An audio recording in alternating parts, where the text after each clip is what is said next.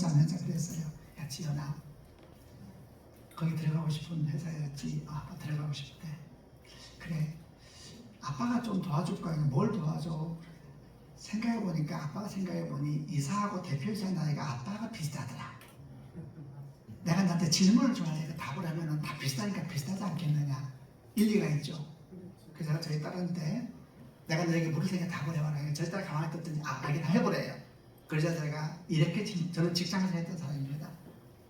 제가 이렇게 질문했습니다. 지현 양, 이제 면접한다고 생각하시죠. 자, 여러분 들어보세요. 지현 양, 지현 양이 우리 회사에 들어와서 만약 우리 회사가 어려움에 빠지면 어떻게 할래요? 이렇게 물었습니다. 딸한테. 어떻게 생각하세요? 제 질문에 대해서. 지현 양, 우리 회사에 들어왔는데 우리 회사가 어려워지면 지현 양은 어떻게 할래요? 이렇게 질문하는 게 이상한 질문입니까? 저희 딸은 말했습니다. 아빠, 무슨 질문이 그래? 아빠, 그런 질문 하는 사람 아무도 없어. 여기서 누가 그런 질문해? 아니 지연아, 회사에서는 회사를 사랑하는 사람을 뽑고 싶을 거 아니야. 이렇게 말했어요. 그러자 저희 딸이 이렇게 말했습니다. 아빠, 회사가 찾는 사람은 회사를 사랑하는 사람이 아니야. 회사에 필요한 사람을 찾고 있어. 회사에서 제일 어려운 사람이 누군지 알아? 회사를 사랑하는 능력이 없는 사람이야.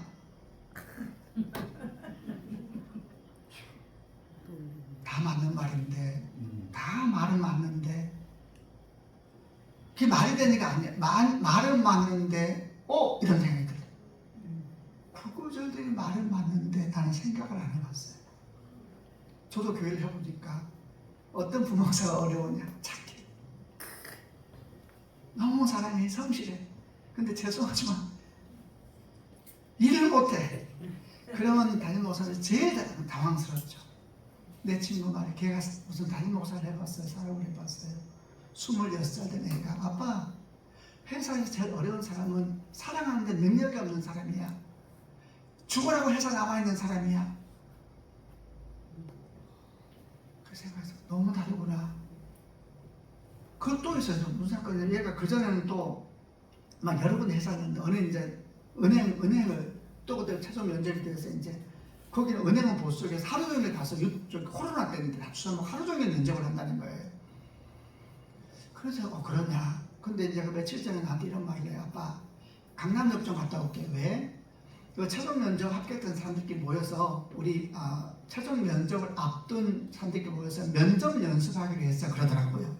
그러니까 내가 이제 궁금한 것은 어떻게 알았니? 이거 뭐. 어떻게 알았어? 너 그 사람들? 전국에서 모이는 서류 접수하고 시험해가지고 최종까지 온 사람들 어떻게 알았니? 너는 안 궁금해. 어떻게 알았을까요? 어떻게 알았니? 아빠, SNS에 다 연결되어 있는 거예요. 그래? 저는 생각했어요. 제가 계속 나이 많았죠. 65년생. 속으로 생각했어요. 경쟁자인데 그 중에 떨어지고 붙는 거예요. 너무 궁금하잖아요. 가서 뭐 할지. 그래서 한 5시간 가서 한 10시, 11시간, 오후 3시, 4시까지 면접 연습하고 또 저녁에 만났어요. 그래서 제가 질문했죠. 제가 뭘 물어봤을 것 같아요, 여러분? 제가 저희 딸한테 이렇게 물어봤어요. 지연아, 첫 질문, 어느 학교 출신인데? 이렇게 물었어요. 어느 학교 출신인데? 여러분이 그거 안 묻겠어요. 면접 지금 우리 따로 경쟁자들 어느 학교 출신이었어? 그래서 저희 딸이 아빠, 그런 걸 왜 물어? 아무도 이제 학교 안 묻습니다. 아무도 학교 거의 안 봅니다. 아빠, 그런 걸 요새 묻는 사람이 어디 있어? 학교 아무도 몰라. 학교 몰라요? 몰라. 그래? 그럼 몇 살쯤 되대? 궁금하잖아요. 아빠, 나이를 왜 물어? 궁금하잖아. 몇 살이지? 언니도 있고 동생도 있고. 아빠, 우리 나이 안 물어. 세 번째, 이름을 아니 물어봤어요. 이름은 아니 물어봤어요. 뭐라고 했을까요? 이름 모른대요. 나는 이시애가 너 5시간 있다 왔잖아. 밥 먹고 재밌는 시간 보내. 이름도 모르는데 그냥 자기들이 부르는 것이 있대요. 이해되세요, 여러분? 5시간을 만났어요. 밥 먹고 서로 질문하고 다 밥 먹고 끼끼끼 웃고 했어요. 이름도 몰라. 진짜 노래네. 이름도 몰라, 성도 몰라, 나이도 몰라, 학교도 몰라. 그런데 아무런 문제가 없는 거예요. 면접 가서도 아무런 문제가 없는 거예요. 저희 딸이 지금 해서 다니고 있거든요. 이제 자기가 오랜 데 들어갔어요. 제가 지금 물어봐요. 지현아, 회사 사람들 혹시 학교 아니? 아빠 몰라. 아무도 그런 얘기 안 하니? 가까워지면 궁금한 서로 묻긴 한데요. 여러분 완전히 바뀌었어요. 그래서 제가 또 이런 저희 딸이 직장에 들어갔어요. 그리고 저희 딸 다 IT 쪽을 하니까 정말 좋은 직장 다 들어갔어요. 그런데 저희 딸 외에 전부 다 이직했습니다. 어떻게 생각하세요? 평생 직장 개념은 없습니다. 이것은 애들이 이기적인 게 아니고 회사에도 원하지 않습니다. 왜냐하면 들어오면 IT가 서로 적응하는 시간 갖고 아니면 빨리 나가라는 겁니다. 3년 안에 움직여야 됩니다. 시간이 있습니다. 그럼 들어가면은 자기들이 보고 결정합니다. 그리고 그게 자연스러운 움직임, 그리고 움직이는 사람이 오히려 실력 있는 사람이 되어버렸어요. 제 또 나이 얘기했죠. 우리 때는 평생 직장, 회사 사랑하는 사람, 회사 아끼는 사람, 회사 어려움에 처하면 월급도 반납하고. 전혀 아닙니다. 완전히 다릅니다. 그리고 제가 알았어요. 나 얘들한테 설교하면 안 되겠구나. 삶의 자리를 제가 모릅니다, 여러분. 그럼 제가 걔들 앞에서 직장생활 이렇게 말하면 걔들은 제 설교를 어떻게 들을까요? 회사를 사랑할 줄 알아야 되고, 회사를 위해서 기도, 대표이사를 위해서 기도. 저는 그렇게 배웠어요. 20대 대학 선교단체에서. 저는 대학 다닐 때 캠퍼스 보는 거 올라가 손 놓고 기도해서 그런 출신이거든요. 근데 내가 설교하면서 20대 애들한테 회사를 위해서 기도하고, 회사를 위해서 헌신하고, 그러면 애들이 제 설교를 어떻게 들을까요? 웃겠죠, 무속으로. 좋다 나쁘다의 문제가 아니라 그냥 문화의 변화는 단순히 나의 문제가 아닙니다. 언어가 다르고 가치관이 다르고 방향성이 다릅니다. 세대통합 예배 자꾸 얘기하죠. 많은 질문을 던지는 시대가 와 있습니다. 정말 다릅니다. 정치적인 얘기 나오면 정치에서 젊은 사람만 노는데 당연히 그런 이상한 것은 아니라 생각하면 균형만 잡으면 돼요. 서로 원수만 안 되면 돼요. 진영 논리도 있을 수 있고 원수만 안 되는데도 원수되는 게 문제이죠. 원수되면 안 되죠. 의견 차이는 당연해요. 젊은 사람 다를 수밖에 없어요. 완전히 다릅니다, 생각이. 하나 될 수 있을까요? 도대체 교회는 어떻게 해야 되는 걸까요? 두 번째 얘기해 볼게요. 코로나 팬데믹 벌써 좀 지났습니다. 이 얘기를 꼭 해야 되겠다. 챗GPT 얘기해 볼게요. 코로나 팬데믹 하면 사람들이 우리를 비대면 문화 속으로 밀어넣었다는데 사실 그렇지 않습니다. 비대면이 뭔지 알죠? 영상으로. 그거는 아이폰이 개발되면서 이미 시작된 문화였습니다. 아이폰이 우리를 비대면 사회를 연 팬데믹이 아닙니다. 아이폰이 나오고 난 뒤에 집에서 어떤 일이 생기기 시작했냐면 애들이 전부 다 지방에서 아이폰을 보고 거실에서 TV 같이 안 봅니다. 코로나 때문이 아니고요. 그 전부터 그랬습니다. 맞죠? 전부 다 자기가 자기 걸 원하는 걸 찾아봅니다. 그것도 전부 다 안 보고 중간에 다 잘라진. 이미 가정 안에서는 비대면이 시작됐었습니다. 코로나 이전부터. 이제 목회자들, 저도 목사님께 이런 얘기를 합니다. 어떤 분들은 이렇게 말을 해요. 코로나 팬데믹이 한국교회를 위기에 이르게 했다. 저는 전혀 동의하지 않습니다. 우리 안에 이미 시작된 위기를 밖으로 드러낸 계기가 된 게 코로나 팬데믹입니다. 그 위기가 뭐였냐면 영상 세대였습니다. 기성 세대는 계속합니다. 그런데 그 아래 세대 다 떠나고 있었습니다. 그들이 영상 세대였거든요. 유튜브 세대입니다. 다 떠나고 있었습니다. 그런데 목사님들은 거기에 대응할 힘이 사실 없었습니다. 근데 갑자기 코로나 팬데믹에서 어떤 일이 생겼는지 아세요? 이것도 저는 2000년 역사상 처음입니다. 코로나 팬데믹 일종의 문화적 변이 현상입니다. 단순히 질병 문제가 아니고 문화 변이 현상이거든요. 완전히 바뀝니다. 이 한 문화의 변화에 모든 교회가 전심전력해서 대응했던 적은 역사적으로 한 번도 없었습니다. 코로나 팬데믹 때 모든 교회는 시골 교회든 도시 교회든 노인 목사님이든 장로 목사님이든 전부 다 영상을 붙들고 씨름을 했습니다. 신학적인 질문할 시간이 없었습니다. 갑자기 교회가 셧다운 되고 그랬잖아요. 거기서 신앙 논쟁할 시간이 하나도 없었어요. 모든 목사님들은 내가 영상을 못해서 아쉽지만 못하는 거 솔직히 인정하면서 목회를 했던 거지 영상하는 교회를 공격할 수가 없었어요. 이미 교회에 섰던 그 상황에서 우리는 어쩌면 돌아보면 하나님께서 우리에게 유튜브를 열어주신 것처럼 받아들였잖아요. 오히려. 그리고 저는 이렇게 생각했습니다. 다음 세대 사역을 계속 보고 아이에 대한 관심이 계속 많기 때문에 코로나 팬데믹은 정말 무너져가는 한국교회에 정말 중요한 기회로 하나님 주신 것이었다. 왜? 모든 교회가 영상을 붙잡고 실험했고 신학교는 지금은 어떻게 바뀌는 코로나 팬데믹 이후로 그전에는 찬양이 제일 중요한 목회적인 기술이었어요. 철교는 빼고 지금은 편집 못하면 교회 못 갑니다. 영상 편집 못하면 전도사 못합니다. 맞지? 코로나 근데 이건 반드시 해야만 됐던 일인데 안 했습니다. 신학교도 마치 근데 코로나 팬데믹이 우리 모든 신학생들을 질문할 시간이 없이 다 거기에 붙게만 공부해야 된다고 전부 다 공부했습니다. 아니면 일할 곳이 없어졌습니다. 한번 생각해 보세요. 팬데믹은 교회를 위기에 몰아넣는 것이 아니고 팬데믹은 위기를 드러내고 그 위기에 전심전력 대응하도록 우리를 밀어붙였습니다.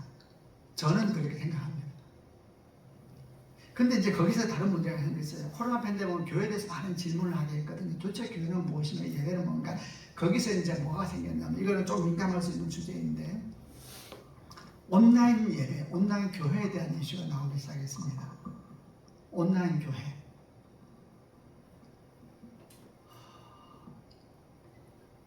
온라인 교회, 그때는 챗 GPT가 시작될지 몰랐습니다. 챗 GPT가 얼마나 무서운지를 상상도를 못했습니다. 이제 제가 말해요. 챗 GPT가 얼마나 무섭냐 하면은 챗 GPT가 2년 전에 나왔나요?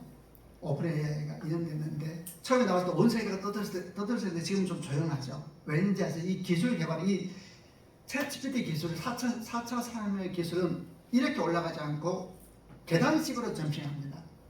그래서 기술하고 확 바뀌어버리면 그 다음 기술은 길을 잃어버립니다. 이게 쭉 올라갈 때에는 같이 올라갔어요. 근데 이제 기술 발달 어디서 완전히 새로운 기술이 시작되잖아요. 그럼 이전 기술은 망해버립니다. 모토로라 뭐 다른 쪽으로 지금 들고 계시면 저기 핸드폰이 아이폰 나오면서 아예 망해버렸잖아요. 이게 아니고 이렇게 가기 때문에 이렇게 한번 뜰 때 망해버립니다. 이게 굉장히 무서운 겁니다. 지금은 기술 발달이 이렇게 안 됩니다. 지금 조용하죠. 그러니까 조용한 게 무서운 겁니다. 갑자기 다른 계단이 나타날 때에 앞에는 다 없어지고 직업이 다 바뀌어 버립니다. 챗GPT가 발달되면서 현재 이미 지금은 예를 들면 이런 건 아시죠? 목회자들이 거기서 설교 만들어낼 수 있다는 건 아시죠? 근데 그 정도가 아닙니다. 예를 들면 이제 큰 교회 목사님들 중에 천국 가신 목사님들이 계시잖아요. 그분들 중에 어떤 분들은 그분들 목소리로 성경 통독이 방송에서 나오기 시작했습니다. 근데 그분들은 한 적이 없습니다. 아시죠? 가상음성. 가상음성이 똑같습니다. 근데 그게 문제가 아닙니다. 예를 들면 제가 얘기해 볼게요. 그냥 저는 온누리교회 출신입니다. 그냥 제가 온누리교회 얘기를 그냥 딱 편한 것 같아요. 하윤경 목사님 천국 가 계시는데 하윤경 목사님 사역을 굉장히 열정적이다가 40, 50대 있습니다. 40, 50대의 열정과 언어가 있어요. 40, 50대 언어가 있고 40대 열정이 있잖아요. 근데 지금 챗GPT를 가지고 이렇게 설교를 만들 수 있습니다. 오늘날 주제를 가지고 한 목사님이 40대의 언어로 40대의 열정으로 가상 음성으로 설교를 만들어낼 수가 있습니다. 그리고 가상 인간이 나오기 시작했습니다. 가상 인간이 좀 있으면 진짜보다 더 구별이 안 됩니다. 이제 보세요. 가상 음성, 가상 인간, 가상 설교. 그런데 예를 들어 한 목사님 좋아하는 사람 많을까요? 오늘 여기 있는 분들 중에는. 근데 그분이 가장 열정적으로 했을 때 목소리와 언어, 리듬도 만들어낼 수 있어요. 그대로 설교가 영상으로 나옵니다. 모니터에서. 한 목사님이 나와서 이해가 되세요 지금? 점점 구별이 안 돼. 이제 기술이 너무 발달하기 시작 구별이 안 됩니다. 자, 이제 제가 우리 교회 교인들에게 했던 얘기를 해보겠습니다. 여러분에게 해볼게요. 제가 여러분에게 여쭙습니다. 교인들이 제가 이렇게 설교했습니다. 여러분, 만약에 어느 날 우리 교인 중에 한 분이 저한테 와서 말하기를, 목사님 저 지난주에 엄청 은혜 받았어요. 이렇게 말하자 제가 말하기를, 지사님 지난주에 안 보이셨는데요. 이렇게 말했더니 그분이 하시는 말씀이, 예, 저 영상 예배 드렸습니다. 이러면서 이미 돌아가신 분의 설교를 영상으로 봐서, 아까 제가 이런 거예요. 설교만 찬양 되고 다 됩니다. 영상으로. 왜 될까요? 돈이 됩니다. 그게 헌금을 받을 수가 있으니까 다 됩니다. 근데 그걸 우리 교인들 한 명이 보고 가상 음성, 가상 설교, 챗GPT 설교, 그리고 가상 목소리에 들은 그 설교도 은혜를 받았다라고 저한테 말한다면 저는 뭐라고 답을 해야 될까요? 라고 제가 성도들에게 물었습니다. 여러분, 저는 뭐라고 답을 해야 될까요? 그리고 저는 이렇게 성도들에게 말했습니다. 저는 이렇게 말할 겁니다. 집사님, 그건 예배 아닙니다. 그 다음 계속, 그랬더니 그분이 제게 말하기를, 이렇게 말했다면 나는 어떻게 해야 될까요? 이렇게. 근데 그분이 제게 말하기를, 목사님 그게 무슨 말이세요? 저 그 설교에서 예수님 만났어요 라고 말하면 저는 뭐라고 답을 해야 될까요? 이렇게 물었어요. 여러분 성도 중에 한 분이 가상인간 챗GPT 설교 가상 예배를 드리고 와서 거기서 예수 만났다 그러면 여러분은 뭐라고 말할래요?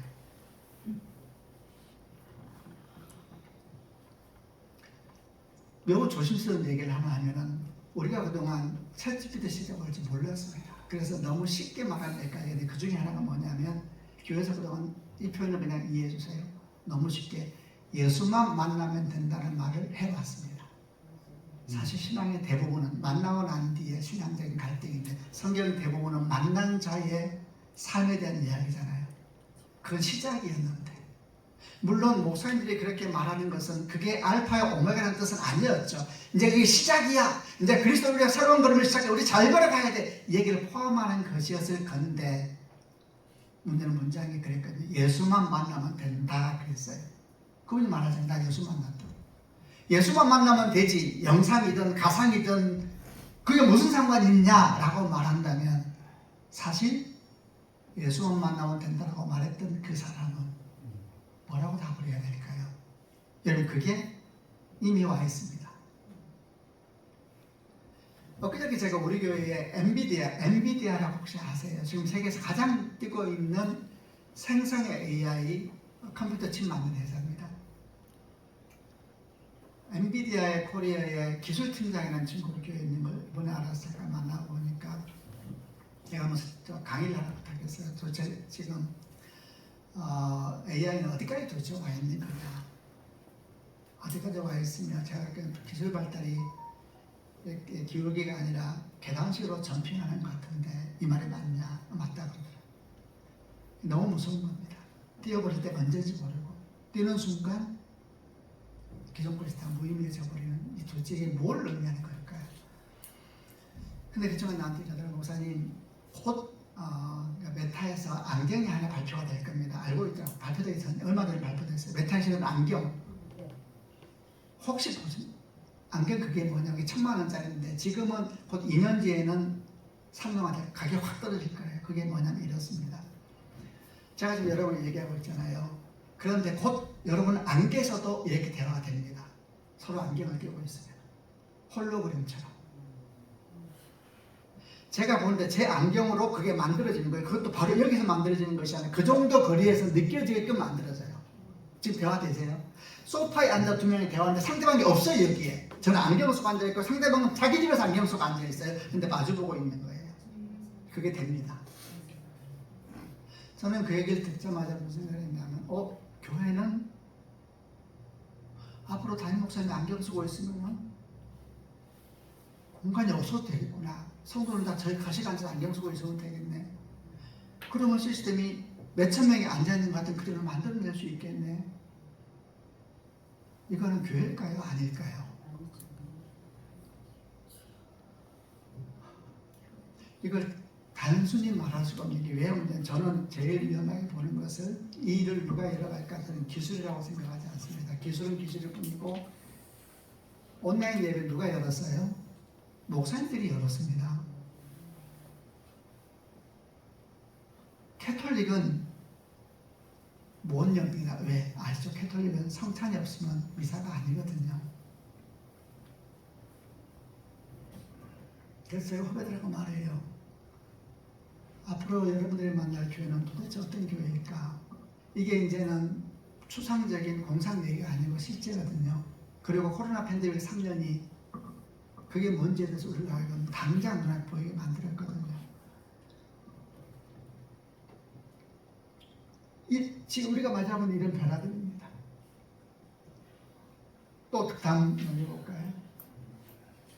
인구 문제에 대한 얘기를 안 할 수가 없습니다. 그냥 다 빼고 제가 지금 2022년까지 했는데 작년에 0.72 0.72가 뭔지를 제가 좀 설명해 볼게요. 출생률이 0.72죠. 이제 생각해 보시고 답해 주십시오. 0.72는 71%.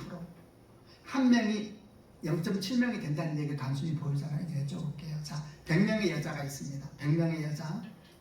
그러면 그 100명의 여자가 몇 명의 아이를 낳게 되는 걸까요? 72명을 낳게 되는 거겠죠. 그죠? 0.7이 100명이 72명이 되는 거예요. 그럼 72명은 다시 0.72 하면 몇 명을 낳게 될까요? 예, 한 72 곱하기 0.72 하면은 몇 명인가? 50명 정도 되나요? 자, 100명이 두 세대만 50명 됐죠. 그죠? 근데 아닙니다. 100명에 72명 나왔잖아요. 72명 중에 반은 여자고 반은 남자입니다. 그러니까 36명 중에 다시 72명, 25명이 되는 거예요. 자, 100명이 두 세대 만에 25명으로 줄어들었죠. 그죠? 근데 그거 아닙니다. 100명의 여자가 72명의 아이를 낳기 위해서는 남자 100명이 더 있어야 됩니다. 200명이 두 세대 만에 25명으로 줄어든 겁니다, 여러분. 이해가 안 되죠?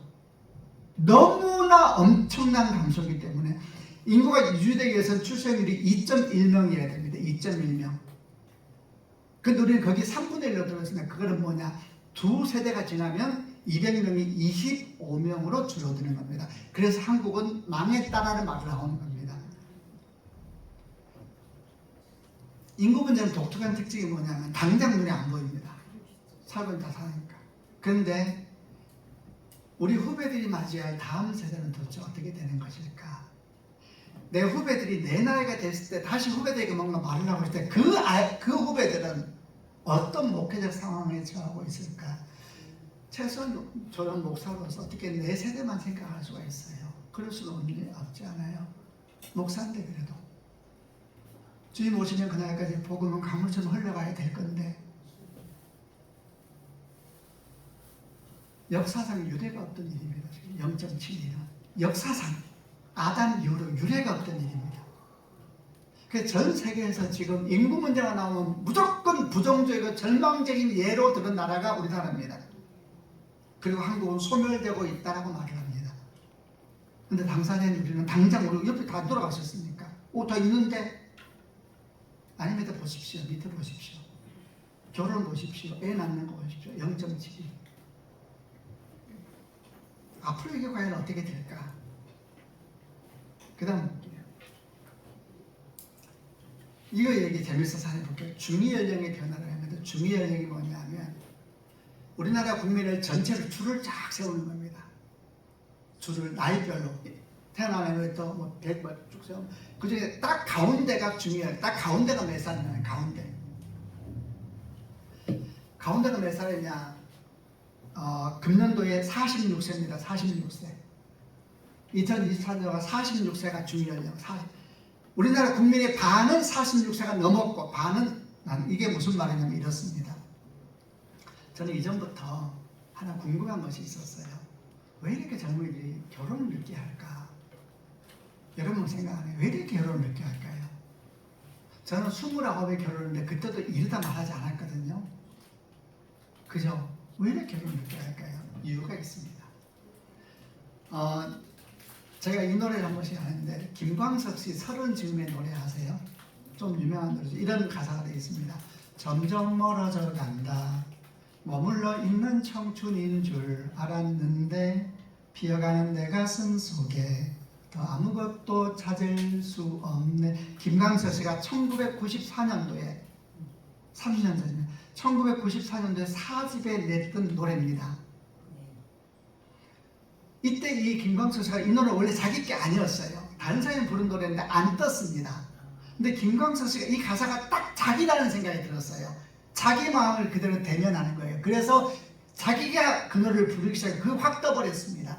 김광석 씨가 왜 그 자기 노래를 생각했느냐. 가사가 있거든요. 점점 멀어져 간다. 머물러 있는 청춘인 줄 알았는데 비어가는 내 가슴 속에 더 아무것도 찾을 수 없는 어떤 느낌이 드세요? 이 노래는 나 나이 들어가네 이런 느낌이 들었을 때의 노래입니다. 이게 뭐냐? 김광석 씨는 1964년생입니다. 1994년도에 이 노래 발표됐는데 그때 그가 만 29세였습니다. 1999년, 94년도에 우리나라 중위 연령이 몇 살이었는가? 1994년도에 이 노래 나올 때 29세였습니다. 무슨 말이냐면 인구학자가 이렇게 말을 해요. 중위 연령이 29세면 김광석이 딱 밖에 나가면 뭘 느끼냐면 밖에 딱 나가면은 반은 나보다 나이가 많고 반은 나보다 작은 거예요. 그게 중요해요. 그러면 사람 뭘 느끼느냐? 나 나이 들어가네? 라는 걸 느낀대요. 근데 금년도 그 중요연령이 46세가 됐습니다. 그럼 무슨 말이냐? 최소한 인구적으로 본다면 지금 46살이 제때 29에 느꼈던 감정을 느낄 수도 있다는 거예요. 이해가 되세요? 46살이 나 나이 들어가네 세상에 우리는 29살에 느꼈던 감정을 우리 친구들, 우리 후배들은 46세 인구로만 본다면 느낄 수가 있다는 것에 대해서 어떻게 생각하세요? 너무 놀랍지 않아요? 그러니까 우리들은 30만 돼서 결혼 안 해도 어떻게 하려고 그러냐? 35에서 결혼 안 하면 어떻게 생각해요? 큰일 났다. 40 돼서 결혼 안 하면 어떻게 생각해요? 근데 정작 당사자분들은 어떻게 생각할까요? 부모들이 하도 스트레스를 받겠지만 그 당사자분들이 그게 그렇게 큰 문제가 아닐지도 몰라요. 그 또래들은 문화도 연결되어 있고 인구 구성하고도 연결되고 다 복합적으로 연결되어 있습니다. 여기서 이제 고민이 나왔어요. 청년은 도대체 몇 살까지가 청년입니까? 어떻게 생각하세요? 청년은 몇 살까지입니까? 노인은 몇 살까지입니까? 다 바뀌어버렸습니다. 여러분 노인이세요? 그렇게 말하면 어떤 느낌이 드세요? 노인의 생각 안 하지 않아요? 다 바뀌었습니다. 제가 한국 나이는 65, 내년 환갑이잖아요. 나한테 누가 환갑 잔치하자 그러면 나는 유머한다 그럴 거예요. 무슨 얘기를 하냐. 근데 제가 어렸을 때 환갑 잔치는 굉장히 큰 일이었잖아요. 환갑한다 그러고 가족 다 모이고 막 장수하시고 지금 60 장수한다면 뭐라 할까요? 사람들이 인구 문제가 이렇게 많은 것을 바꿔버립니다.